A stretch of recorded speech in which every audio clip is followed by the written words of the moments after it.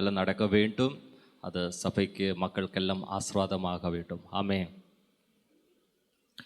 நாம் பைபிள் திறக்கலாம், வாசிப்போம். யோபு 5ஆம் அதிகாரம் அதனுடைய 9ஆம் வசனம். யோபு, the book of Job chapter 5 verse 9. யோபு 5ஆம் அதிகாரம் அதனுடைய 9வது வசனம். ஆராய்ந்து முடியாத பெரிய காரியங்களையும் எண்ணி முடியாத அதிசயங்களையும் அவர் செய்கிறார். ஆமென். ஆராய்ந்து முடியாத பெரிய காரியங்களையும் எண்ணி முடியாத அதிசயங்களையும் அவர் செய்கிறார். யார் செய்கிறார்? ஆண்டவர் செய்கிறார். யாரோட வாழ்க்கையில்? நம்முடைய வாழ்க்கையில். ஆமென். அதுவும் ஆராய்ந்து முடியாத பெரிய காரியங்கள். பெரிய காரியங்கள்னு சொல்லும்போது சின்ன சின்ன காரியங்களல்ல, பெரிய காரியங்கள். நாம் நினைச்சிடுவாங்க சின்ன காரியங்கள்னு, நாம் நினைச்சிடுவாங்க இவ்வளோ சின்னதை, இவ்வளோ ஸ்மால் ஸ்மால் திங்ஸ்ன்னு. பட் இந்த வசனம் சொல்லுகிறதா பிக் பிக் திங்ஸ். ஆமென். பெரிய பெரிய காரியங்கள், பெரிய பெரிய காரியங்களையும் எண்ணி முடியாத அதிசயங்களையும் அவர் செய்கிறார். எண்ணி முடியாத அதிசயங்கள். ஆமீன். ஒரு ரெண்டு கனவு மட்டுமா பார்த்தது. அந்த 2 கனவு பார்த்தா அந்த யோசப்புக்கு தெரியாதுங்க. நான் ஒரு நாள் இஸ்ரேல் தேசத்து போயிட்டு அந்த எகிப்து தேசத்து போயிட்டு என்ன ஆயிடுவாங்க, அந்த பிரைம் மினிஸ்டர் ஆகுமோன்னு அவனுக்கு தெரியவே இல்லை. சின்ன 2 கனவு, பட் பிக் பிக் திங்ஸ். ஆராய்ந்து முடியாத பெரிய காரியங்களையும் எண்ணி முடியாத அதிசயங்களையும். ஹல்லேலூயா. அது அவர் செய்தார். ஹல்லேலூயா. இறந்த காலத்தை அவர் செய்து கொண்டே இருந்தார். இப்போதும் அவர் செய்து கொண்டே இருக்குது. வருகிற நாட்களிலும் அவர் செய்திடுவார். எத்தனை பேருக்கு நம்பிக்கையுண்ட? என்னோட வாழ்க்கையிலும் குடும்பத்திலும் அவர் செய்திடுவார். ஹல்லேலூயா. ஆமேன். அல்லேலூயா. இது ஜோப், நமக்கு தெரியும் யோபினை குறித்து, யோபினோட வாழ்க்கையிலே பிரச்சனைகளை குறித்து, அப்புறம் நிறைய விபத்து, நிறைய துக்கத்திலூടെ கடந்து போன யோபு அதனோட வாழ்க்கையை அப்படியே இழந்து விட்ட ஒரு நிலைமையில் கூட போய்கொண்டு இருக்கும் போது அவனுடைய ஒரு நண்பர், அது தேமானியனாகிய எலிப்பாஸ் கடந்து வந்துட்டு அவர் ஒரு ஆறுதலாக யோபினை பார்த்துட்டு சொன்ன வசனமா இது, ஆராய்ந்து முடியாத பெரிய காரியங்களையும் எண்ணி முடியாத அதிசயங்களையும் அவர் செய்கிறார் என்று. ஆமீன். இன்று நான் ஆக்சுவலி ஜெபம் பண்ணும்போது கடந்து போன ஒரு சண்டே முடித்த உடனே அடுத்த சண்டேலேக்கு என்ன வசனம் நமக்கொன்றும் தெரியாதுங்க. அப்போ அதை ஜெபம் பண்ணியே இருந்துடும். கர்த்தாவே நீயே வெளிப்படுத்தி கொடுத்திடுங்கன்னு ஜெபம் பண்ணும்போது கர்த்தர் கொடுத்த வசனமும் அது குறித்து குடும்பத்தை குறித்து பேசணும் என்னும் ஆவியானவர் உணர்த்தியதினாலும் நான் பேசுவதற்காக விரும்புகிறேன். அப்போ இந்த ஆராய்ந்து முடித்த பெரிய காரியங்கள் நம்முடைய வாழ்க்கையில் வெளிப்படும் என்று சொல்லும்போது அது குடும்பத்துக்குள்ளே. ஆமீன். ஒரு குடும்பம்னு சொல்லும் போது பாருங்கள், இது ஒரு சர்ச்சாக இருக்குது. இதை பாடி ஆஃப் கிரைஸ்ட்னு சொல்லிடுவாங்க. இது சபை, இது ஒரு குடும்பம், நம் அனைவரும் கூடி இருக்கிறது. அப்போது இது பாடி ஆஃப் கிரைஸ்ட், கர்த்தருடைய சரீரம். அப்போ ஒரு குடும்பம் என்று சொல்லும் போதும் அதுவும் த பாடி ஆஃப் கிரைஸ்ட், அதுவும் பாடி ஆஃப் கிரைஸ்ட், கர்த்தருடைய சரீரம். அப்போ ஒரு குடும்பம்னு சொல்லும்போது கணவன், மனைவி, பிள்ளைகள், அந்த வீட்டில் கிராண்ட் ஃபாதர், கிராண்ட் மதர் இருக்கலாம், சிறு பிள்ளைகள் இருக்கலாம். அது ஒரு குடும்பம். அப்போ அந்த குடும்பமும் இயேசு கர்த்தருடைய சரீரம். ஆமென். நாம் நினைச்சிடுவாங்க, அது அடிக்கடி நாம் சொல்லுவாங்க சபை இயேசு கர்த்தருடைய சரீரம். எஸ், அது கரெக்டு തന്നെ. എന്നിരുന്നാലും குடும்பத்தை குறித்து பேசும்போது ஒரு குடும்பம் ஆண்டவருடைய, கர்த்தருடைய, இயேசுவினுடைய சரீரம். ஆமென். எபேசியரில் எழுதப்பட்டிருக்கிறது, ஸ்திரீയുടെ தலை யாரு? புருஷனுடைய தலை யாரு? இயேசு கிறிஸ்து. அப்ப இயேசு கிறிஸ்துனுடைய சரீரம் யாரு? குடும்பம். அது குடும்பங்கள் கடந்து சபைக்குள்ள வரும்போது இதுவும் இயேசு கிறிஸ்துவினுடைய சரீரமாக இருக்குது. 1 தீமோத்தேயு 3ஆம் அதிகாரம் 15ஆம் வசனத்தில் எழுதப்பட்டிருக்கிறது. 1 தீமோத்தி chapter 3 verse 15. தாமதிப்பேனாகில் தேவனுடைய வீட்டிலே நடக்க வேண்டிய வகையை நீ அறியும்படி இவைகளை உனக்கு எழுதுகிறேன். ஆமீன். தேவனுடைய வீட்டிலே நடக்க வேண்டிய வகையை நீ அறியும்படி. தேவனுடைய வீட்டில் வரும்போது அது சபையா அல்ல குடும்பமா? ஓகே. திமோத்தி அந்த லெட்டருக்குள்ளே கடந்து வரும்போது பவுல் நிறைய உபதேசங்களை திமோத்தி கொடுத்துட்டார். ஒரு மூப்பர் அல்லனா எல்டர், அவருடைய செலக்ஷனை எப்படி வேணும், நிறைய காரியங்கள் சொல்லியதுக்கு அப்புறமாக அப்புறம் சொல்லுன அர்த்தம் என்ன தெரியுமா? தேவனுடைய வீட்டிலே நடக்க வேண்டிய வகையை நீ அறியும்படி இவைகளை உனக்கு எழுதுகிறேன். அந்த வீடு ஜீவனுள்ள தேவனுடைய சபையாய் சத்தியத்துக்கு தூணும் ஆதாரமுமாய் இருக்கிறது. ஆமீன். அந்த வீடு, ஆமீன், என்ன எழுதப்பட்டிருக்கிறது? அந்த வீடு, தேவனுடைய வீட்டில் நடக்க வேண்டிய காரியங்கள். ஓகே, அந்த வீடு ஜீவனுள்ள தேவனுடைய சபையாய் சத்தியத்துக்கு தூணும் ஆதாரமுமாய் இருக்கிறது. அப்ப அந்த வீடு നമ്മുടെ കുടുംബത്തെ എടുക്കുമ്പോൾ നമ്മുടെ കുടുംബം ജീവനുള്ള ദേവനുടെ സഭയാക இருக்க வேண்டும்.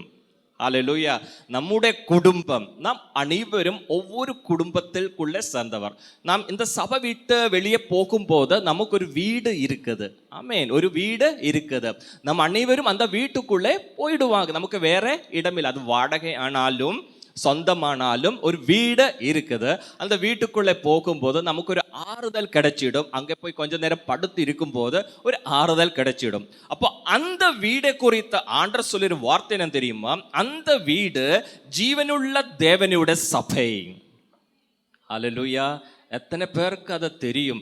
அது ஜீவனுள்ள தேவனுடைய சபை, அது உங்களுடைய வீடு. அப்ப ஜீவனுள்ள தேவனுடைய சபையில் என்ன நடக்கிறது? அங்கே ஆராதனை உண்டு, அங்கே ஜெபம் உண்டு, அங்கே வசனம் உண்டு, அங்கே விடுதலை உண்டு. ஹல்லேலூயா. ஆமென். அங்கே எல்லாம் நடைபெற்று கொண்டே இருக்குது. அப்போ ஜீவனுள்ள தேவனுடைய சபையாக ஒரு குடும்பம் இருக்கும் போது அங்கே என்ன இருக்க வேண்டும்? அங்கே ஆராதனை வேண்டும், அங்கே ஜெபம் வேண்டும், அங்கே வசனம் வேண்டும், அங்கே விடுதலையும் வேண்டும். ஹல்லேலூயா. அப்ப ஜீவனுள்ள தேவனுடைய சபையாய் சத்தியத்துக்கு தூணும். சத்தியம்னு சொல்லும் போது இயேசு கிறிஸ்து சத்தியம். அப்ப இயேசு கிறிஸ்துவினுடைய ஒரு தூண் ஆக அந்த குடும்பம் இருக்க வேண்டும். ஹல்லேலூயா. உங்களுடைய குடும்பம், நம்முடைய குடும்பம் என்னாக இருக்க வேண்டும்? இயேசு கிறிஸ்துவினுடைய ஒரு தூணாக. ஆமீன். இயேசு கிறிஸ்துவினுடைய ஒரு தூணாக இருக்க வேண்டும் என்று வசனம் சொல்லுகிறார். என்று சொன்னால ஒருமை, ஐக்கியம். ஹல்லேலூயா. என்ன இருக்க வேண்டும்? ஒருமை இருக்க வேண்டும், ஐக்கியம் இருக்க வேண்டும். இந்த ஒருமை குறித்து, ஐக்கியத்தை குறித்து நாம் பேசும்போது இந்த ஐக்கியம் இல்லைன்னா இந்த ஒருமை எங்கே நின்று வந்தது? ഇത് എங்கே നിന്ന് കടന്നു വന്നത് നമ്മുടെ വാഴ്ക്കയിൽ? ഇത് ആണ്ടവരുടെ ഇടത്തിൽ നിന്ന് തന്നെ വന്നത്. ഇത് ആണ്ടവരുടെ ഒരു ഗുണം, இந்த ஐக்கியம் இல்லைன்னா ஒருமை. அது எப்படி என்றால் நமக்கு தெரியும். இந்த வார்த்தைகளை நாம் வாசிக்கும் போது கர்த்தர் வார்த்தையை எப்படி பயன்படுத்துகிறார் என்று அவர் நான் என்ன அந்த வேர்டு யூஸ் பண்ணவே இல்லை. நாங்கள், வி, இங்கிலீஷில் வி என்று சொல்லிடுவாங்க. விசேஷமான இயேசு ஆண்டவர் மனுஷனை சிருஷ்டிக்கும் போது எப்படி சொன்னதுன்னு தெரியுமா? தேவன் தம்முடைய சாயலாக மனுஷனை சிருஷ்டித்தார். அப்ப சிருஷ்டிப்பிന്റെ ടൈമിൽ ദേവൻ என்ன சொன்னார்? தேவன் தம்முடைய சாயலாக, their own, his own அல்ல, their own means அவருடைய, தம்முடைய சாயலாக மனுஷனை சிருஷ்டித்தார். அதுக்கப்புறமாக ஆதாம் ஏவாள் பாவம் செய்த போது ஆண்டவர் சொன்ன ஒரு வசனம் உண்டு. அது என்ன தெரியுமா? இதோ மனுஷன் நன்மை தீமை அறியத்தக்கவனாய் நம்மில் ஒருவரை போல் ஆனான். பாருங்க, அங்க எழுதப்பட்டிருக்கிறது நன்மை தீமை அறியத்தவனாய் நம்மில் ஒருவரை போல என்று ஆண்டவர் சொன்னது. அங்கே ப்ளூரல் சவுண்ட யூஸ் பண்ணது கர்த்தர், ஒரு ஐக்கியத்தினோட. அதுக்கப்புறமாக நமக்கு தெரியும் உலகத்தில் சிருஷ்டி படைப்பு அந்த ஆதிய நாளுகளில் ஒரே ஒரு மொழி இருந்தது, ஒரே ஒரு பாஷை. அதுக்கப்புறமாக மனுஷர் பெருகிய போது அவருக்குள்ளே அவ்வளம் பெரிய கிரியைகள் அது அப்படியே போயதுனால ஆண்டவர் என்ன சொன்னார்? இந்த மொழி எல்லாம் தாறுமாறாக்க வேண்டும் என்று சொல்லிட்டு அப்போது சொன்ன ஒரு வசனமான ஒரே மொழி, நாம் இறங்கி போய் அவர்கள் பாஷையை தாறுமாறாக்குவோம் என்று.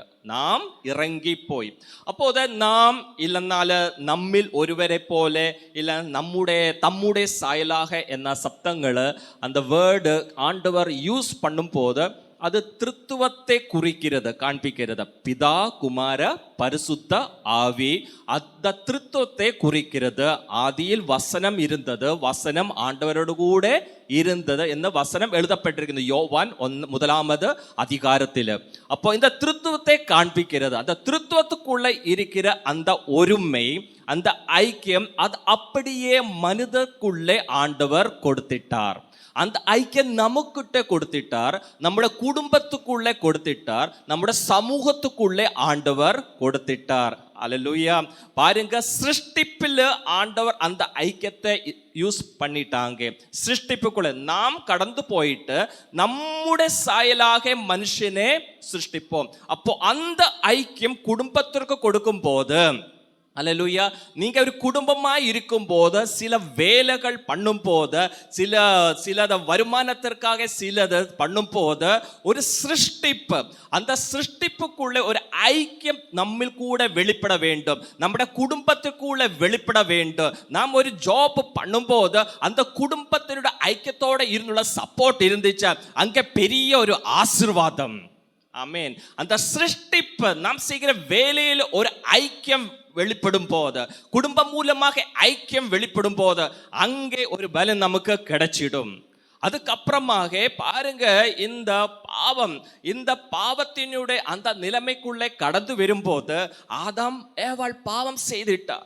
பாவம் செய்த உடனே ஆண்டவர் சொன்னது, நம்மில் ஒருவரை போல இவர் ஆகாத படிக்க, என்ன இவர் பாவம் செய்துட்டார், அவருக்குள்ளே இருந்த அந்த பரிசுத்தத்தை அவர் விட்டு விளங்கிட்டார். அதனால் அந்த அவரை ஏதன் வாட்டிகையில் நின்று, ஏதன் தோட்டத்தில் அவரை என்ன பண்ண வேண்டும், வெளியே அனுப்ப வேண்டும். என்னுடைய பரிசுத்தத்திற்கு இவருடைய அசுத்தம் சேரக்கூடாது.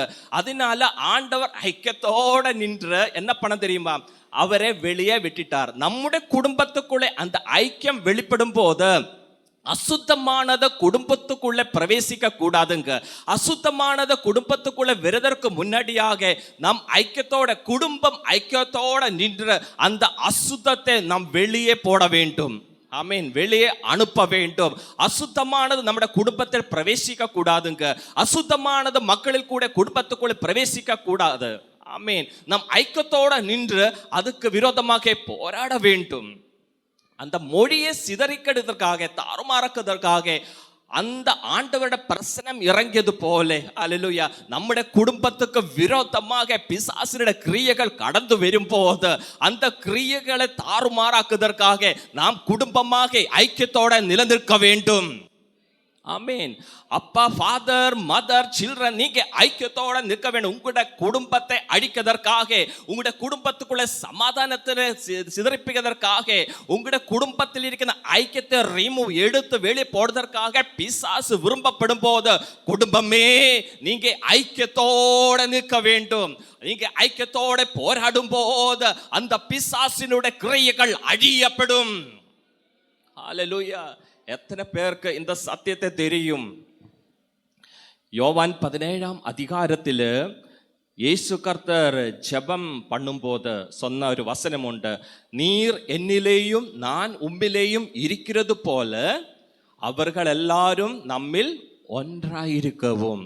17:21 சொல்லுகிறது, நீர் என்னிலேயும். இயேசு கர்த்தர் ஆண்டவரை பார்த்து ஜெபம் பண்ணுகிறதா, நீர் என்னிலேயும் நான் உம்மிலேயும் இருக்கிறது போல அவர்கள் எல்லாரும் நம்மில் ஒன்றாயிருக்கவும்.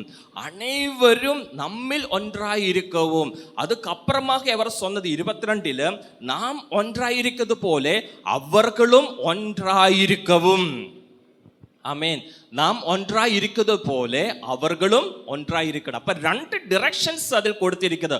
ஒன்று, அவர்கள் என்னில் ஒன்றாக இருக்க வேண்டும். அதுக்கப்புறமாக அவர்களுடைய இடத்தில் ஒன்றாக இருக்க வேண்டும். ஒருமை இருக்க வேண்டும். குடும்பத்துக்குள்ள ஐக்கியம் இருக்க வேண்டும். இந்த நாட்களில் பிசாசு கிரியை செய்து கொண்டே இருக்கிறது, குடும்பங்களை அழிக்கிறதற்காக, குடும்பங்களுக்கு விரோதமாக. என்னன்னா, குடும்பம் என்று சொல்லும்போது அது ஒரு பெரிய வல்லமை உள்ள ஒரு இடம். ஆமென். அங்கே கர்த்தருடைய பிரசனம் இருக்கின்ற இடம். என்ன, பிசாசு இந்த நாளுகளில் நிறைய குடும்பங்களில் தவறு கொடுத்துட்டு, நிறைய தவறான போதனைகள் கொடுத்துட்டு, தவறான டிரெக்ஷன்ஸ் கொடுத்துட்டு, பிசாசு குடும்பத்தை அழிக்கிறதற்காக நமக்காக அல்லேலூயா விருப்பப்பட்டு கொண்டே இருக்குது. அல்லேலூயா இந்த நாளில் இந்த காலவேளை கர்த்தர் சன்னதியில் நாம் இருக்கும் போது அல்லேலூயா கர்த்தருடைய பிரசன்னத்தினால் நாம் பலப்பட வேண்டும். பிசாசினுடைய கிரியைகள் நமக்கு தெரிய வேண்டும். ஆமென். குடும்பத்தை குறித்து பேசும்போது சிலருக்கு பிடிக்க மாட்டா.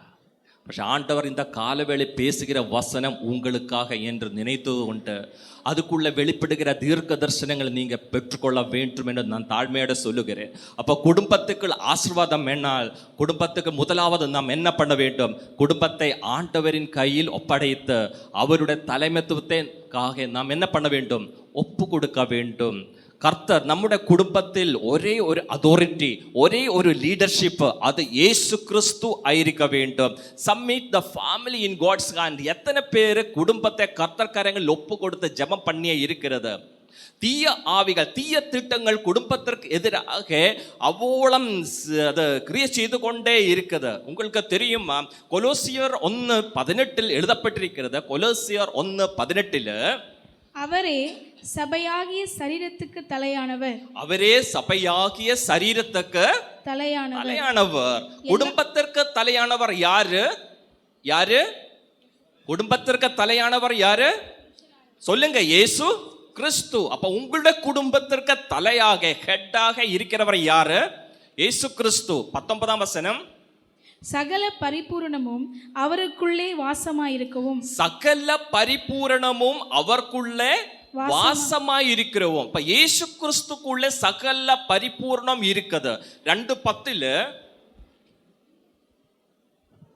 மேலும் சகல துரைத்தனங்களுக்கும் அதிகாரத்துக்கும் தலைவராய் இருக்கிற அவருக்குள் நீங்கள் பரிபூர்ணம் உள்ளவர்களாய் இருக்கிறீர்கள். மேலும் சகல துரைத்தனங்களுக்கும் அதிகாரத்துக்கும் தலைவராய் இருக்கிற கர்த்தருக்குள் நீங்கள்னு சொல்லும்போது குடும்பம் பரிபூர்ணம் உள்ளவராக இருக்க வேண்டும், இருக்கணும், இருக்கிறீர்கள். ஹல்லேலூயா. அப்போ குடும்பத்துக்குள்ள பரிபூரணம்னு சொல்லும் போது ஆசீர்வாதம், பிளஸ்ஸிங்ஸ், விடுதலை. அப்போ குடும்பத்துக்குள்ள ஒரு பரிபூரணம் உண்டு. அந்த பரிபூரணம் கொடுக்கிறது யாரு? இயேசு கிறிஸ்து.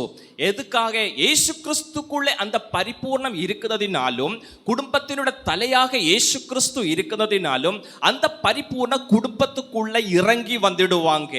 அப்போது அந்த இயேசு கிறிஸ்துவை குறித்து சொல்லுகிற வார்த்தை என்னன்னா, மேலும் சகல துரைத்தனங்களுக்கும் அதிகாரத்துக்கு தலைவராய் இருக்கிறார் இயேசு கிறிஸ்து.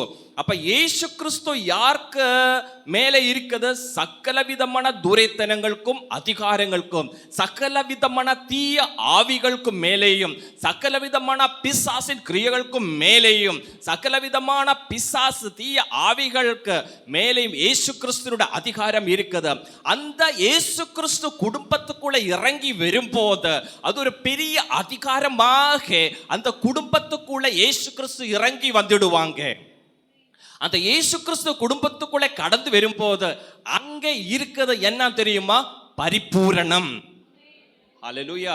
அங்கே இருக்கிறது பரிபூரணம். அப்ப அந்த பரிபூரணத்தை அழிக்கதற்காக, to destroy this completion, இந்த பரிபூரணத்தை அழிக்கதற்காக குடும்பத்தில் இருக்கிற அந்த செட்டப், அந்த பாண்ட், அந்த பாண்டேஜ், ஆமென், அந்த ஐக்கியம், அந்த ஒருமை. எப்படி ஒருமை தெரியுமா?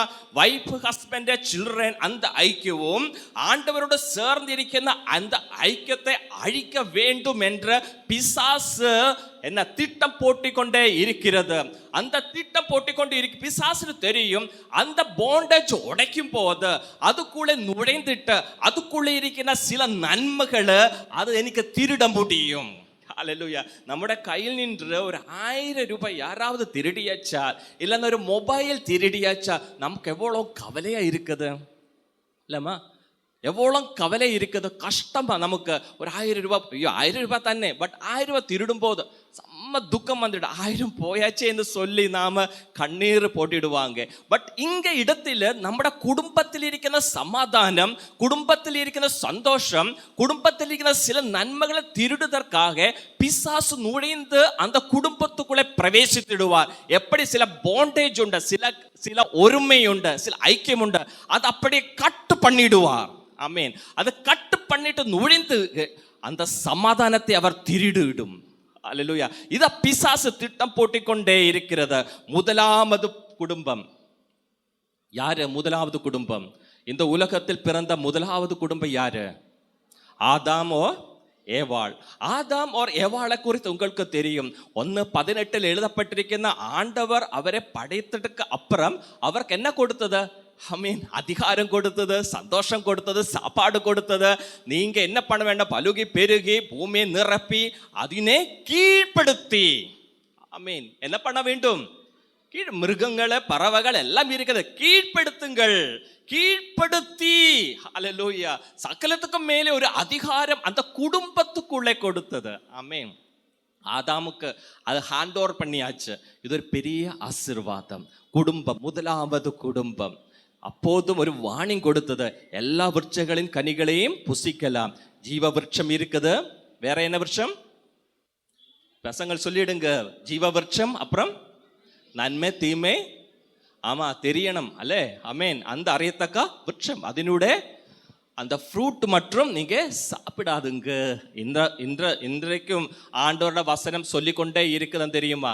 நீங்க எல்லாம் பண்ணலாம், பட் அதுங்க இங்கே போய் அது மட்டும் பண்ணாதுங்க. நீங்க நன்மை மட்டும் செய்திடுங்க, நன்மை சாப்பிடுங்க, தீமையை நீங்க சாப்பிட கூடாதுங்க. தீமை வழிகளில் நீங்க போகாதுங்க, நன்மையான வழிகளை போகணும் என்று ஆண்டவர் சொல்லிக்கொண்டே இருக்கிறது. குடும்பங்களை பார்த்துட்டும் ஆண்டவர் சொல்லிக்கொண்டே இருக்கிறது. அந்நாடுகளில் ஆதாம் ஏவாள் குடும்பத்தை பார்த்தா ஆண்டவர் சொன்னதா, அது நல்ல ஃப்ரூட், பட் அது சாப்பிடுதாங்க. நீங்க சந்தோஷத்தோட என்ன பண்ண வேண்டாம்? இந்த ஏதன் தோட்டத்தில் அதை பயன்படுத்தவும் காக்கவும் வேண்டும் என்று சொன்னா. சாப்பாடுக்கு ஒரு கம்மி இல்ல, சந்தோஷத்தின் ஒரு கம்மி இல்ல, சமாதானத்திற்கு ஒரு கம்மி இல்ல, அதிகாரத்தின் ஒரு கம்மி இல்ல, சகலத்துக்கும் மேலும் அவருக்கு அதிகாரம் இருந்தது. அந்த குடும்பம் சந்தோஷத்தோட வாழலாம். பட் அந்த சமாதானத்தை சந்தோஷத்தை பார்த்துட்டு பிசாசுன்னு பிடிக்கவே இல்லை. ஆமீன். அந்த பிசாசுன்னு பிடிக்கவே இல்லை. பிசாசு நுழைந்திட்டார் அந்த குடும்பத்துக்குள்ளே. அந்த குடும்பத்துக்குள்ளே பிரவேசித்துட்டு அந்த ஏவாள்கிட்ட பேசிட்டார், சந்தேகம் கொடுத்துட்டார், சில தவறான வசனங்கள் கொடுத்துட்டார். சில வேளையில் அப்படியா பிசாசு நுழைந்துட்டு தவறான போதனை கொடுத்திடும். அந்த இடத்துல அது நடைபெற்றது. பிசாசு அந்த ஏவாள்கிட்ட பேசும்போது தவறான போதனை, ஆண்டவர் அப்படி சொன்னா அப்படி இல்லை, இப்படி இந்த கன்ஃபியூஷன் போட்டாச்சு. இந்த ஆளுகளில் சில போதனை கேட்ட நீங்க தவறான சில நிலைமைகளில் போக கூடாதுங்க, தவறான சில டிசிஷன் எடுக்க கூடாதுங்க. அது பிசாசில் இருந்து வந்தது, அது நீங்க தெரிய வேண்டும் என்று, நீங்க உணர்த்தப்படும் வேண்டும் என்று ஆண்டவர் சொல்லுகிறார். ஆமேன். அப்போ அவருக்கு சந்தேகம், அவருக்கு அப்படி வசனம் மூலமா கன்ஃபியூஷன் வந்ததினால அது சாப்பிட்டார். அதுக்கப்புறமாக கணவனும் கொடுத்திட்டார். குடும்பத்துக்குள்ளே பாவம் பிரவேசித்தார். ஐக்கியத்து ஆண்டவரும் மட்டுள்ள கனெக்ஷன் பிரச்சனை வந்தது. அதுக்குள்ளே இருந்த சமாதானம் போயிட்டார். சொந்தமான நல்ல சுந்தரமான ஒரு குடும்பம், சுந்தரமான இடத்தில் இருந்தது. அந்த வீட்டுக்குள்ளே நின்று அவர் வெளியே போகின்ற நிலைமை வந்துட்டார். அது மட்டுமல்ல சகோதர சகோதரி, அந்த குடும்பத்துக்குள்ளே பாவம் பிரவேசித்தது மூலமாக நமக்கு தெரியும், அவர்களுக்கு காயினும் ஆபேலும் 2 பிள்ளைகள் பிறந்தது. அதில் ஒருவன் யாரை கொண்டது? ஆமீன். காயின் ஆபேலை கொன்றது, கொலை செய்தார். அப்படிப்பட்ட ஒரு நிலைமையிலே அந்த குடும்பம் போயிட்டார். அப்போது கர்த்தர் காயினை பார்த்து சொல்லுகிற வசனம் உண்டு, உனக்கு ஏன் எரிச்சல் உண்டாயிற்று? உன் முகநாடி ஏன் வேறுபட்டது? ஏன் இவ்வளவு சோகம் இருக்குது? சமாதான சந்தோஷம் இருந்த முகத்து இப்போ இருக்குது என்ன தெரியுமா? சோகம். சமாதானத்தோட சாப்பிட்டு 3 வேளையில் நிறைய சாப்பாடு இருந்தது ஏதன் தோட்டத்துக்குள்ளே. இப்போ அது போயாச்சு. இப்போ பிள்ளைகளோட முகத்து இருக்கிற நம்ம சோகம், சந்தோஷம் இருக்கிற முகநாடி வேறுபட்ட நிலைமையில் ஆய் போயிற்று. பிசாசு நுழைந்துட்டார். அந்த இடத்துல கொலை, ஆமீன், அது வந்தது. குடும்பம் அழிந்திட்டார். ஹல்லேலூயா. கர்த்தர் மட்டுள்ள கனெக்ஷன் போனதினால, ஒருமை போனதினால, ஒருமை இல்லாத போனதினால பிசாசு நிறைய பிரச்சனை பண்ணது. இந்த காலவேளை கர்த்தர் பேசிக்கொண்டே இருக்கிற சிலர்கிட்ட, உங்களோட குடும்பத்தில் ஐக்கியம் இல்லைன்னால், ஒருமை இல்லைன்னா பிசாசு நுழைந்த சமாதானத்தை சந்தோஷத்தை எடுத்திடுவார். ஆமீன். குடும்பத்துக்குள்ள பிரச்சனைகள் பெருகிடும், அது ஒரு மரணமாக ஒரு கொலையாக மாறிடும் என்று ஆண்டவர் பேசுகிறார். இந்த கால வேளையில் மனம் திரும்ப வேண்டும், மனம் திரும்ப வேண்டும், மனம் திரும்ப வேண்டும். பிசாசினுடைய தந்திரங்களை, பிசாசினுடைய திட்டங்களை நீங்க தெரிய வேண்டும். இந்த கால வேளை மனம் திரும்பியால் ஒரு பெரிய ஆசீர்வாதம் உங்களுக்காக வைக்கப்பட்டிருக்கிறது. ஹல்லேலூயா. ஏலியின் குடும்பத்தை குறித்து உங்களுக்கு தெரியும். ஏலி ஒரு பெரிய புரோகிதன், ஒரு பெரிய பிரீஸ்ட், ஆசாரியர். அந்த ஏலியின் குடும்பத்தில் அவர் பார்த்தது, அவங்க அந்த குடும்பத்துக்குள்ள ஒருமை இல்லாததினாலும், ஒரு கட்டுப்பாடு இல்லாததினாலும் அந்த குடும்பத்துக்குள்ள பிரச்சனை கடந்து வந்தது. அந்த குடும்பத்தை பார்க்கும்போது ஏலியின் குடும்பத்திற்கு அவர் செய்த அக்கிரமம் அவ்வளோ பெரியதாக இருந்தது. அவர் குமாரரோ அவர் சாபத்தை வர பண்ணுகிறார், சாபத்தை அப்படி பண்ணுகொண்டே இருந்தது அந்த குடும்பம். அதனால் அந்த குடும்பம் அப்படியே இழுந்து போயிட்டார். அவர் அப்படியே சாபத்துக்குள்ளே, மரணத்துக்குள்ளே போயிட்டார். ஆசீர்வாதம் எங்கே? ஐக்கியமில்லாத, கட்டுப்பாடு இல்லாத இருந்ததுனால குடும்பத்துக்குள்ளே பிரச்சனை நுழைந்தது. എന്നാൽ ഒരു കുടുംബം ഉണ്ട്, അതുക്കും വ്യത്യാസமாக இருந்த ஒரு குடும்பம், அன்னாள் எல்கானாயுடைய குடும்பம். ஆமீன். எவ்வளோ பிரச்சனைகளை பிசாசு போட்ட இருந்து, எந்திருந்தாலும் ஜபத்துக்குள்ளே அமர்ந்திருந்த அன்னாளுடைய வாழ்க்கையில் ஆண்டவர் கிரியை செய்தார். அவருக்கு பிள்ளைகள் பிறந்தார். அந்த கட்டுப்பாடுக்குள்ளே, ஆசீர்வாதத்தினுடைய ஜபத்தினுடைய கட்டுப்பாடில் இருந்த அந்த குடும்பத்தின் மேல ஆண்டவருடைய பிரசனம் மறுபடி இறங்கியதுனால அன்னாளுக்கு மறுபடி பிள்ளைகள் பிறந்து கொண்டே இருந்தது. சாமுவேலை ஆண்டவருக்காக கொடுத்துட்டார். ஹல்லேலூயா. அது ஒரு தேவ பிரசனம் இறங்கிய ஆசீர்வாதம் பெற்ற ஒரு குடும்பம். ஆமேன். அது நாம் புரிய வேண்டும். அப்ப ஏதன் தோட்டத்தில் அவருடைய கரங்களில் இருந்து விட்டு போன அந்த மகிமை, அந்த மகிமை இயேசு கிறிஸ்து மூலமாக திரும்பி கொடுத்திட்டார். குடும்பத்தில் நின்று இழந்து போன தேவ மகிமை, யோவான் 17:22, நீர் எனக்கு தந்த மகிமை நான் அவர்களுக்கு கொடுத்தேன் என்று இயேசு கிறிஸ்து சொல்லுகிறார். ஆமீன். யோவான் 17:22 ஏதன் தோட்டத்தில் அழிந்து போன அந்த மகிமை, அந்த தேவ மகிமை இயேசு கிறிஸ்து தன்னிலூടെ குடும்பத்திற்கு, குடும்பத்தில் இருக்கிற மக்களுக்கு கொடுத்திட்டார். நீர் எனக்கு தந்த தேவ மகிமை நான் அவர்களுக்கு கொடுத்தேன் என்று இயேசு கிறிஸ்து சொன்னார். அது கொடுத்தேன். அப்போ ஒரு தேவ மகிமை நம்முடைய வாழ்க்கையில் இருக்குது, ஒரு தேவ மகிமை நம்முடைய குடும்பத்துக்குள்ள இருக்குது. நான் போகிற இடங்களில் அந்த தேவ மகிமை இருக்க வேண்டும். அந்த தேவ மகிமை இருக்கும் போது அங்கே பிரசன்னம் உண்டு, தேவ பிரசன்னம் உண்டு, சந்தோஷம் உண்டு, சமாதானம் உண்டு. ஹல்லேலூயா. நாம் வர்த்திக்கப்படும், நம்முடைய வேலையில் ஒரு வர்த்தனை, ஹல்லேலூயா, வர்த்திக்கப்படும், வருமானம் வர்த்திக்கப்படும். பிசாசு நுழைய முடியாது அந்த இடத்துல. என்ன தெரியுமோ? அங்க இருக்கிற தேவ மகிமை. ஹல்லேலூயா. நான் போகும்போது அந்த தேவ மகிமை இருக்க வேண்டும். நான் குடும்பத்தில் இருக்கும்போது தேவ மகிமை குடும்பத்துக்குள்ள இருக்க வேண்டும். பிசாசுக்கு சான்ஸ் கொடுக்காதுங்க. குடும்பத்தினுடைய தலைவராக இயேசு கிறிஸ்து இருக்க வேண்டும். குடும்பத்துக்குள்ள ஒரே ஒரு தலைவர், அது இயேசு கிறிஸ்து. அந்த இயேசு கிறிஸ்து இருக்கும் போது அந்த குடும்பத்துக்குள்ள மகிமை உண்டு. அந்த இயேசு கிறிஸ்து இருக்கும் போது அந்த குடும்பத்துக்குள்ள ஒரு பரிபூரணம் உண்டு. இந்த காலவேளை எத்தனை பேருக்கு இந்த வசனம் புரிஞ்சது? என்னுடைய குடும்பத்தில் பரிபூரணம் வேணும், என்னுடைய குடும்பத்துக்கு அங்கே தேவ மகிமை வேணும் என்றுள்ளவர் கரங்களை தட்டி ஸ்தோத்திரம் பண்ணி ஆராதிப்போம். ஏஸ் ஆண்டவரே, என்னுடைய குடும்பத்துக்குள்ள அந்த தேவ மகிமை இறங்கட்டும், என்னுடைய குடும்பத்துக்குள்ளே அந்த பரிபூரணம் இறங்கட்டும். அது மூலமாக இறங்குகிற ஆசீர்வாதங்களை நாங்க பெற்றுக்கொள்ளட்டும். ஹல்லேலூயா. குடும்பங்கள் கர்த்தருடைய கிருபையை பெற்றுக்கொள்ள வேண்டும். குடும்பங்கள் கர்த்தருடைய கிருபையை பெற்றுக்கொள்ள வேண்டும். கிருபை. ஹல்லேலூயா. அந்த ஆதி நாட்களில் கிருபை அவ்வளவு இல்லாத இருந்தது. பட் இப்போது ஆண்டவருடைய கிருபை. உங்களுக்கு தெரியும், அந்த பழைய ஏற்பாடில் ஒரு ஆசாரியர் அந்த ஆலயத்துக்குள்ளே கடந்து போகும்போது, அந்த மகா பரிசுத்த ஸ்தலத்தை அந்த கடந்து போகும்போது ஒரு கயறு என்ன கட்டிட்டு அவர் போயிடுவாங்க. என்ன அது அசுத்தம் இருந்துச்சால அவர் ஆலயத்துக்குள்ளே மரித்து போயிடும். அப்போது வெளியே நிற்கிறவருக்கு தெரியாதுங்க. அதில் கொஞ்சம் நேரம் தாண்டிட்டு இவர் வெளியே விரையிலன்னா ஒரு கயறு பிடிச்சு வலிக்க வேண்டும்னா டெட் பாடி ஆயிடுச்சே. நம் மகா பரிசுத்தமான இடத்தில் அவர் கடந்து போனது. பட் இப்போது அப்படி இல்லை. நமக்கு ஒரு ஃப்ரீடம், ஒரு சுதந்திரம் கிடைச்சது. ஆண்டோட சமூகத்தில் நமக்கு போகலாம். அசுத்தமானாலும் பரிசுத்தமானாலும் போவலாம். அது என்ன தெரியுமா? கிருபை. ஆண்டோட கிருபை இருக்கிறதுனால நமக்கு ஒரு விடுதலையுண்டு. நம்முடைய அசுத்தத்தை அவர் பரிசுத்தமாக்கி மாற்றிடுவார். ஆமீன். அந்த பரிசுத்தம் இறங்கிடும். அல்லேலூயா. அப்போ குடும்பங்கள் கர்த்தருடைய கிருபையை பெற்றுக்கொள்ள வேண்டும். ஆதியாகமம் 6:8 നോവാവുക്കോ കർത്തരുടെ കൺകളിൽ കൃപை கிடைத்தது. நோவாவுக்கோ கர்த்தருடைய கண்களில் கிருபை கிடைத்தது. அப்ப நோவா ரெப்ரசன்ட் பண்ணுகிறது யாரே? ஒரு குடும்பத்தை. நோவாவுக்கு யார் இருந்தது? ஒரு மனைவி இருந்தது. அப்புறம் எத்தனை பிள்ளைகள்? 3 ஆண் பிள்ளைகள், அவருக்கு மனைவிகள் இருந்தது. அப்போ ஒரு குடும்பமாக இருந்தா நோவாவு மேல் ஆண்டவருடைய கிருபை. அந்நாட்களிலோ பூமியில் എന്താ இருந்ததுன்னு தெரியுமா? മനുഷ്യരുടെ വസനം എഴുതപ്പെട്ടിരിക്കുന്ന മനുഷ്യരുടെ അക്രമം ഭൂമിയിലെ പെരുകിയത്, അവനുടെ ഹൃദയ നിലവുകൾ നിത്യവും പൊല്ലാത്തത് என்று. அது തന്നെയല്ലേ இப்போதும் நடக்கிறது. அந்நாளில் நோவா இந்த டைமில் அக்கிரமம் பெருகிக்கொண்டே இருந்தது. ஹிருதய நினைவுகள் பொல்லாத்தது, பொல்லாப்பு, நாசமானது. இன்றாளுகளும் அப்படியே நடந்து கொண்டிருக்கிறது.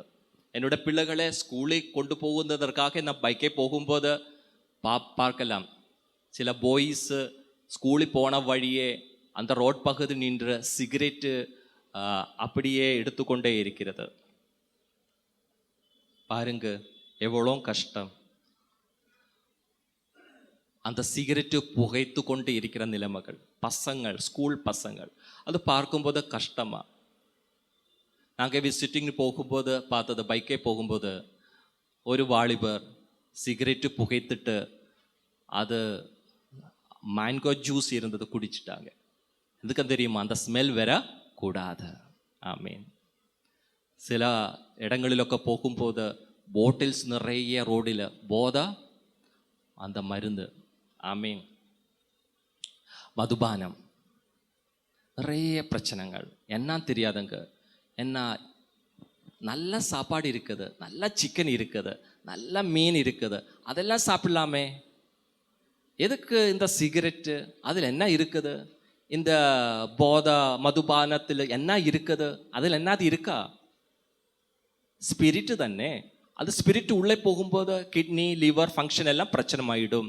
அப்புறம் ஹாஸ்பிட்டல் போகணும், நிறைய ப்ராப்ளம்.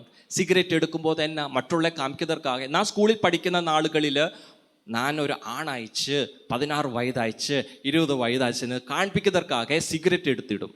சிகரெட் எடுத்துட்டு அப்படியே அந்த ஸ்மோக்கிங் பண்ணிடுவாங்க மற்றுள்ள காமிக்கிறதுக்காக. அது பண்ணால் மட்டுமா ஆண் ஆகுனது? பட் இது பிசாசினுடைய கிரியை. ஆமேன். இந்த கால வேளை நாம் புரிய வேண்டும். இது பிசாசினுடைய தவறான சில கிரியைகள். தேசத்துள்ள மக்களோட வாழ்க்கையில் பிசாசு செய்து கொண்டே இருக்கிறது. ஒவ்வொரு ட்ரக்ஸுக்கு அடிமைப்பட்டு கொண்டே இருக்குது. சில மொபைல் அவட தவறான நிலைமையில் போய்கொண்டே இருக்கிறது. ஈவில் ஸ்பிரிட், தீய ஆவிகள் குடும்பத்துக்குள்ள நுழைந்து கொள்வதற்காக சில வழிகள் அவர் அரேஞ்ச் பண்ணி கொண்டே இருக்கிறது. இந்த கால வேளை நாம் தெரிய கொள்ள வேண்டும். நோவாவுடைய காலத்தை அப்படிப்பட்ட சில நிலைமைகள் இருந்தது. அதே இந்த காலத்திலும். பட் அந்த காலத்தில் நோவா, அவருடைய குடும்பம் பாருங்கள், நீதிமானும் உத்தமனுமாய் இருந்தால். நோவா தேவனோடு கூட சஞ்சரித்து கொண்டிருந்தா என்ற 9ஆம் வசனம் எழுதப்பட்டிருக்கிறது. அதனால ஏனோக்கும் பண்ணது, ஏனோக்கும் ஆண்டோடு கூட சஞ்சரித்து கொண்டே இருந்தார். இந்நாளுகளில் நாம் என்ன பண்ணுறது? நாமும் ஆண்டவரோடு கூட சஞ்சரித்து கொண்டே இருக்கிறார். எப்படின்னு தெரியுமா? நாம் தேவ வசனம் மூலமாக, அல்லேலூயா, ஜெப மூலமாக நாம் பிரயாணம் பண்ணிக்கொண்டே இருக்கிறது. அல்லேலூயா. எத்தனை பேருக்கு அந்த பாடி அங்கே இருக்கிற சரவண ஸ்டோர் எத்தனை பேருக்கு தெரியும்? எல்லாருக்கும் தெரியும். எல்லாரும் அங்கே போயிட்டீங்களா?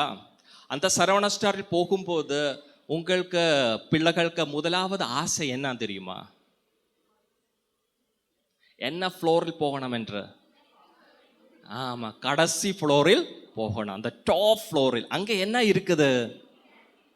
கேன்டீன் இருக்குது. அங்கே என்ன ஸ்மெல்லு வந்துடுவார். ஒவ்வொரு ஃப்ளோர் நாம் போகும்போது அந்த ஸ்மெல் அப்படியே இறங்கி வந்துடும். என்ன ஸ்மெல் அது? பிரியாணியோட ஸ்மெல்லு. ஐயோ, நிறைய பிரியாணி சாப்பிட்டாலும் அந்த இடத்தில் போகும்போது அந்த பிரியாணியோட ஸ்மெல்லு நமக்கு பசி 100 மடங்கு கொடுத்திடும். பட் நமக்கு அது கிடைக்குமா ஈஸியாக? நம்ம அந்த ஃப்ளோரில் போயிட்டா, ஏய் எனக்கு அந்த பிரியாணி கொடுத்துடுன்னு சொல்லி 100 ரூபா கொடுத்து நமக்கு சீக்கிரம் வாங்க முடியுமா? சொல்லுங்க. முடியாது. ஏன் முடியாதது? அங்கே போகும்போது சில ப்ராசஸ் இருக்குது. என்ன தெரியுமா? முதலாவது கியூ இருந்துச்சா கியூவில் போய் நிற்கணும். அப்புறம் பைசா கொடுத்துட்டு டோக்கன் இல்லை, அந்த பில்லு நான் வாங்கணும். வாங்கிட்டு வேற இடத்துக்கு போகும்போது பிரியாணி கிடைக்கும், இல்லைன்னா கிடைக்க மாட்டா. நான் எதுக்கு சொன்ன தெரியுமா?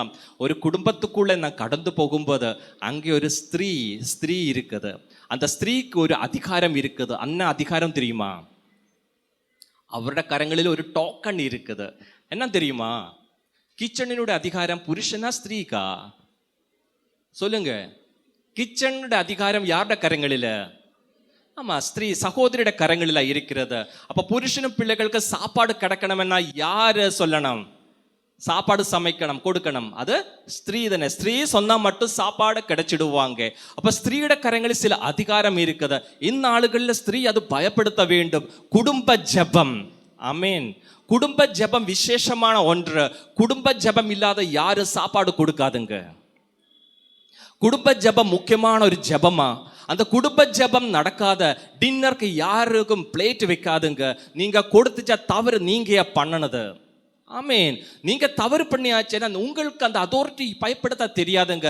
அந்த சரவண ஸ்டோர்ல அவருக்கு தெரியுமே, ரெசிப்ட் இல்லாத சாப்பாடு கிடைக்காம அவருக்கு தெரியும் போது, நீங்க ஆவிக்குரிய வாழ்க்கை நிற்கிற சகோதரிகள், நீங்க கணவனும் பிள்ளைகள் சாப்பிடணும்னா முதலமாவது உட்கார வேண்டும். என்னோட வீட்டில் அப்படி இருந்தது. ஆமீன். ஒரு கொம்பு இருந்தது. முதலாவது ஜெபம், அப்புறம் சாப்பாடு. நல்ல பசியா அம்மா சாப்பாடு கூட, ஜெபம் வெயிட் பண்ணுங்க, அப்பா வரட்டும், ஜெபம் பண்ணிட்டு சாப்பிடலாம். நிறைய கேள்வி, நோ ஜெபம். ஹல்லேலூயா. அப்புறம் ஜெபம் முடிச்சதுக்கு அப்புறம் சாப்பாடு கிடைச்சிடும். ஹல்லேலூயா. எத்தனை பேர் அந்த பொறுப்பெடுத்திடுவாங்க? கரங்களை தூக்க பார்க்கலாம். அந்த பொறுப்பெடுத்திடுங்களா லேடிஸ் சகோதரிகள்? எங்க வசனம் கேட்டாலும் மாற்றம் இல்ல. கரங்கள் உயர்த்துவீங்களா? கிச்சன் உங்களோட கரங்கள் இல்லைன்னு நான் நினைக்கிறேன். அதை சேல் பண்ணியாச்சா மற்றவர்களுக்காக? பாருங்கள், அப்படி பண்ணிச்சா ஒரு விடுதலை உண்டு. யோசுவா 24:15 யோசுவா என்ன சொன்ன தெரியுமா? நானும் என் வீட்டாரும் கர்த்தரே சேவிப்போம் என்று. அப்ப யோசுவா பார்த்தது ஆண்டவருடைய அதிசயங்கள், அற்புதங்கள். அது பார்த்தா யோசுவா, நானும் என் வீட்டாரும் நீங்க என்னென்ன பண்ணுங்க, இஸ்ரவேல் புத்திரரை நீங்க என்னென்ன பண்ணுங்க, விக்கிராராதனை பண்ணுவோம், பண்ணிடுங்க, பிரச்சனை இல்ல. நான் இந்த ஆண்டவரை நேசித்திடுவாங்க, இந்த ஆண்டவரோட சந்நிதியில பணிந்திடுவாங்க. ஆமே, நானும் என் குடும்பமும் ஆண்டவரே சேவிப்போம். யோசுவாக்கு புரிஞ்ச சத்தியம் இந்த ஆளுகளில உங்களுக்கு தெரிய வேண்டும். அப்போஸ்தலரில் 10ஆம் அதிகாரத்தில் கடந்து வரும்போது அங்கே இருந்த கொர்நேலியுனே உங்களுக்கு தெரியும். அந்த கொர்நேலிய குறித்த சொல்லுகிற ஒரு வார்த்தையுண்டு. இத்தாலியா பட்டாளம் எண்ணப்பட்ட பட்டாளத்திலே 100க்கு அதிபதியாகிய கொர்நேலியு என்று பெயர் கொண்ட ஒரு மனுஷன் செசரியா பட்டணத்திலே இருந்தார். அப்ப பாருங்க, ரொமானியாவுடைய அதிபதி, ரொமானியா அந்த பட்டாளத்தில் கீழ் இருந்த அந்த அவரை குறித்து சொல்லுகிற வார்த்தை, அவன் 2வது வசனம், அவன் தேவ பக்தி உள்ளவனும் தன் வீட்டார் அனைவரோடும் தேவனுக்கு பயந்தவனுமாய் இருந்தேன். பாருங்க, அவனை குறித்து சொல்ல, அவன் தேவ பக்தி உள்ளவன், தன் வீட்டார் அனைவரோடும். அதான் முக்கியம். தன் வீட்டாரு அனைவரோடு கூடும், மனைவியோடு கூடும், பிள்ளைகளோடு கூட சேர்ந்து அவர் தேவனுக்கு பயபக்தி உள்ளவனாய் இருந்தார். ஆமீன். அப்ப பயபக்தியோட கர்த்தர் சந்நிதியில் ஐக்கியத்தோட ஒருமையோட இருந்த போது அங்கே இறங்கியதை யாருன்னு தெரியுமா? ஆமீன். அதுக்கப்புறமாக உள்ள வசனங்களை நமக்கு வாசிக்க டைம் இல்ல, நமக்கு வாசிக்க தெரியும். அங்கே இறங்கியது தேவதூதர். ஆமீன். தேவதூதர் அந்த குடும்பத்துக்குள்ள இறங்கிட்டார். அப்புறம் அவருக்கு வேண்ட டிரெக்ஷன் கொடுத்துட்டார். ஹே சகோதரா கொர்நேலியு, நீங்க என்னை நேசித்து கொண்டே குடும்பமாக என்னோட சந்நிதியில் ஜெபம் பண்ணே இருக்கிறது. வருகிற நாட்களில நீ ஞானஸ்நானம் எடுக்க வேண்டும் என்றுள்ள ஒரு போதனை அவர் கொடுத்தது. ஹalleluya. நீ ஞானஸ்நானம் எடுக்க வேண்டும். இதுவரைக்கும் அவருக்கு ஞானஸ்நானம் தெரியாதுங்க. இங்க ஞானஸ்நானத்தை குறித்து தெரிஞ்சிட்டும் ஞானஸ்நானம் எடுக்காத இருக்கிற மக்கள், நீங்க சீரியஸாக வாழ்க்கை எடுக்க வேண்டும். நீங்க ஞானஸ்நானம் பெற்றுக்கொள்ள வேண்டும். அந்த சகோதரை பார்த்துட்டு சொன்னதா, நீங்க ஞானஸ்நானம் எடுத்துடுங்க, பரிசுத்த ஆவி உங்களோட மேல் வந்துடுவாங்க. நீங்க ஐக்கியத்தோட குடும்பமாக இருக்கும் போது அங்கே இறங்கி வருகிற தேவ சமூகம் உண்டு, தேவ தூதர் உண்டு. ஜெபத்து கர்த்தரோட வசனப்படியாக நிற்கும் போது அங்கே தேவதூதர் இறங்கி வந்து உங்களுக்கு தேவையானதெல்லாம் கொடுத்துடுவார். ஹalleluya. അതൊരു பெரிய ஆசீர்வாதமா, பெரிய விடுதலையா. 91ஆம் சங்கீதத்தில் எழுதப்பட்டிருக்கிறது, உன்னதமானவரின் மறைவில் இருக்கிறவன் சர்வ வல்லவருடைய நிழலில் தங்குவான். ஹே குடும்பமே, நீங்க உன்னதமானவரின் மறைவில் இருந்தார், அவருடைய நிழலில் இருக்கும் போது ஒரு பெரிய ஆசீர்வாதம் உண்டு. அந்த ஆசீர்வாதம் என்ன தெரியுமா? அந்த ஆசீர்வாதத்துக்குள் நுழைந்ததற்கு முன்னாடி அந்த குடும்பம் சொல்ல வேண்ட சிலது உண்டு. என்ன தெரியுமா? அவர் சொல்ல வேண்டும், ஆண்டவரே நீ என் அடைக்கலம்.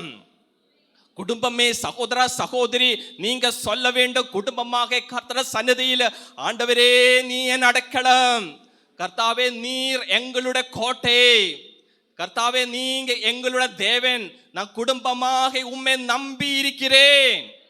ஹalleluya. அப்படி குடும்பமாக ஐக்கியத்தோட நிற்கும் போது அங்கே இறங்குகிற ஆசீர்வாதங்களா எழுதப்பட்டிருக்கிறது. ஆகையால் பொல்லாப்பு உனக்கு நேரிடாது, வாதை உன் கூடாரத்தை அணுகாது. ஒரு கூடாரமாக, ஒரு குடும்பமாக, ஒரு கூடாரமாக இருக்கிற உன்னுடைய சந்நிதியில் ஒரு வாதையோ பொல்லாப்போ வராது. ஹalleluya. என்ன தெரியுமா? அங்கே இருக்கிறது தேவ சந்நிதி, தேவ சமூகம். வேடனுடைய கண்கள் அது உங்களோட நேர வரலாம், உங்களுடைய குடும்பத்துக்கு நேர வேடனுடைய கண்கள் வரலாம், அவருடைய பார்வை வரலாம், பாழாக்கும் கொள்ள நோய் வரலாம், இருளில் நடமாடு கொள்ள நோய் வரலாம், இரவில் உண்டாகும் பயங்கரத்துவம் உண்டாவலாம், பகலில் பறக்கும் அம்பு வரலாம், மத்தியானத்தில் பாழாக்கும் சங்காரம் வரலாம். இதெல்லாம் வந்தாலும் குடும்ப ஜபம் இருக்குதா, ஒருமை இருக்குதா, ஐக்கியம் இருக்குதா குடும்பத்துக்குள்ளே, அங்கே தேவ சமூகம் இறங்கிடும். அவர் தமது சிறகுகளால உன்னுடைய குடும்பத்தை மூடுவார். அவருடைய சத்தியம் உனக்கு பரிச்சயம் கேடகமாகும். ஆண்டவருடைய சத்தியம் ஆரான் தெரியுமா? ஆண்டவருடைய சத்தியம் இயேசு கிறிஸ்து. அப்ப அந்த இயேசு கிறிஸ்து உனக்கு பரிச்சயம் கேடகവും ஆகும். ஹalleluya. உனக்கு கேடகம் பரிச்சயமா இருக்கிற ஒரே ஒருவரா, அது இயேசு கிறிஸ்துவா. அந்த இயேசு கிறிஸ்துவோட சமூகம் இருக்கும் போது சக்கரியா 1:2-5 என்ன எழுத தெரியுமா? நான் அதற்கு சுற்றிலும் அக்னி மதிலாய் இருந்து அதன் நடுவில் மகிமையாக இருப்பேன். ஹalleluya. ஒரு குடும்பமாய் இருக்கிற உனக்கு சுற்றிலும், குடும்பமே உனக்கு சுற்றிலும் ஒரு அக்கினி மதிலாய் இருந்து நான் அதன் நடுவில் மகிமையாக இருப்பேன். என்னோட மகிமை குடும்பத்துக்குள்ள இறங்கி வந்துடுவார். ஹalleluya. ஒரு குடும்ப ஜெபம் இருக்குமா? குடும்ப ஜெபம் இருந்துச்சால் அந்த குடும்ப ஜெபத்துக்குள்ள இறங்கி வருகிற தேவ மகிமை, அந்த குடும்ப ஜெபத்தில் பாடல்கள் ஜெபம் அப்படியே வெளிப்படும் போது ஒரு அக்கினி மதிலாக பரிசுத்த ஆவியோட பிரசன்னம் இறங்கிடும். அந்த குடும்பத்திற்கு ஒரு பாதுகாப்புக்காக. ஹalleluya. உங்களுடைய தேவைகள், உங்களுடைய விண்ணப்பங்கள், உங்களுடைய வேண்டுதல்கள் ஒன்றும் வீணாய் போகாதுங்க.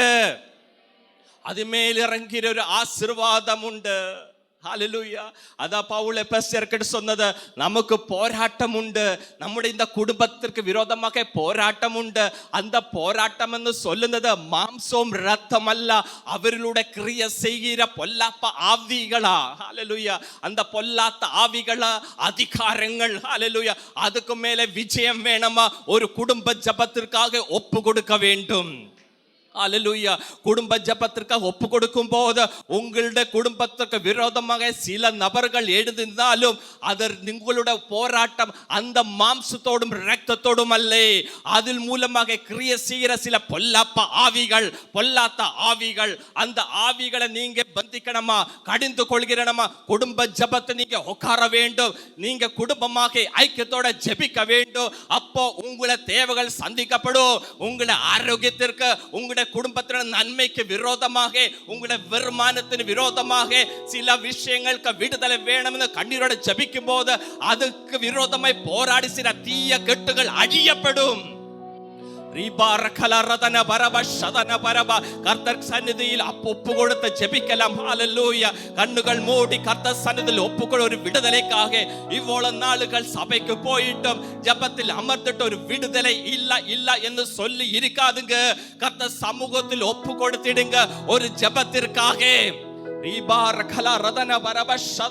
கர்த்தர் சந்நிதியில் ஆமென். ஹல்லேலூயா. கர்த்தர் சந்நிதியில் அர்ப்பணித்து ஜெபிப்போம். உங்களுக்கு தெரியும், மார்த்தா மரியாளை குறித்து தெரியும். அவருக்கு ஒரு சகோதரி இருந்தது, லாசர். ஆமென். அந்த குடும்பத்தில் பெரிய ஒரு ஆபத்தா கடந்து வந்தது. அந்த லாசர் மரித்து போயிட்டார். குடும்பத்துக்குள்ள செம்ம துக்கமா கடந்து வந்தது. இயேசு கிறிஸ்து அந்த குடும்பத்தில் வரும்போது மரியாள் வசனம் கேட்டுக்கொண்டே இருந்தது. ஆனால் மார்த்தாளோ பிஸியாக இருந்தது. எப்போதும் பிஸியா. என்னன்னா கிச்சனில் சாப்பாடு சமைக்கணும். சிலர் அப்படியா, சபைக்கு டைம் ஆகும்போது சாப்பாடுனுடைய சிந்தையா அவர் மார்க்கெட்டில் போயிடுவாங்க.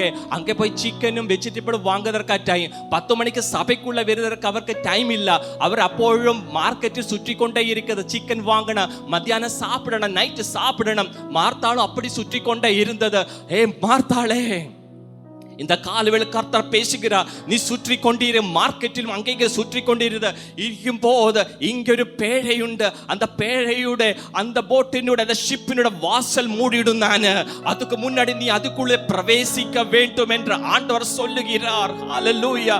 இந்த காலவேளை நீ விசுவாசித்தா தேவனுடைய மகிமை காண்பாய். இதுவரைக்கும் மார்த்தாக்க தெரியாத, நான் இயேசுவில் விசுவாசித்தால் மகிமை காணும் என்று என்ன நான் பிஸியாய் இருந்தேன். ஆண்டவரோட வசனம் கேட்கவே இல்ல.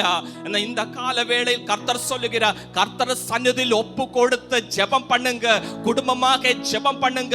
ராத்திரியும் காலையும் விடிய காலத்து கர்த்தர் சந்நிதியில் ஒப்பு கொடுத்து ஜெபம் பண்ணுங்க. கர்த்தரோட மகிமை இறங்கிடும். நீ விசுவாசித்தா ஆண்டவரோட மகிமை நீ பார்ப்பா. இதுவரைக்கும் மகிமை பார்க்காத இருக்கிற சகோதரா, இதுவரைக்கும் மகிமை பார்க்காத இருக்கிற சகோதரி, உனக்காக பரிசுத்த ஆவி பேசுகிறார். கர்த்தர் சந்நிதியில் அர்ப்பணித்து அந்த மகிமையை பெற்றுக் கொள்ளுங்க. ஒரு பெரிய அற்புதம் நீ பார்த்திடுவார். ஹல்லேலூயா.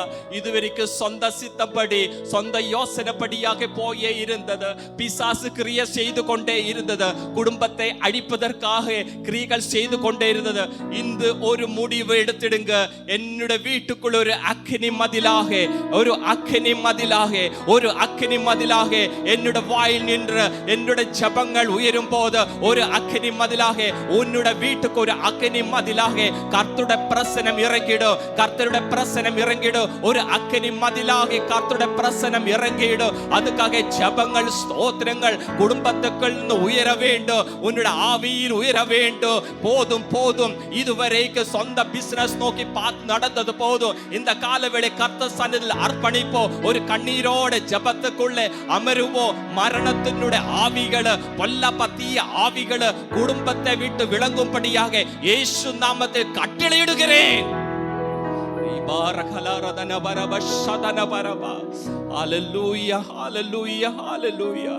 ஆராய்ந்து முடியாத பெரிய காரியங்களையும் எண்ணி முடியாத அதிசயங்களையும் அவர் செய்கிறார். உன்னுடைய குடும்பத்தில் அவர் பெரிய காரியங்களையும் பெரிய அதிசயங்களை அவர் செய்திடுவார். ஹல்லேலூயா. கர்த்தாவே, உம்மை சமூகத்தில் எங்களை அர்ப்பணிக்கிறோம் அப்பா. எங்களை பேசிய வசனங்களுக்காக ஸ்தோத்திரம். இங்க கூடியிருக்கிற ஒவ்வொரு மக்களிடம் மேலும் உம்மை கிருபை இருக்கும்படியாக, ஜெப வாழ்க்கையில் பலப்பட்டு வளரும்படியாக உதவி செய்வோம். கர்த்தாவே, உமக்கு நன்றி. ஜெபம் கேட்டதற்காக ஸ்தோத்திரம். இயேசு நாமத்தில் ஜெபிக்கிறோம் நல்ல பிதாவே, ஆமீன். கரங்களை தட்டி கர்த்தருக்கு நன்றி சொல்லுவோம்.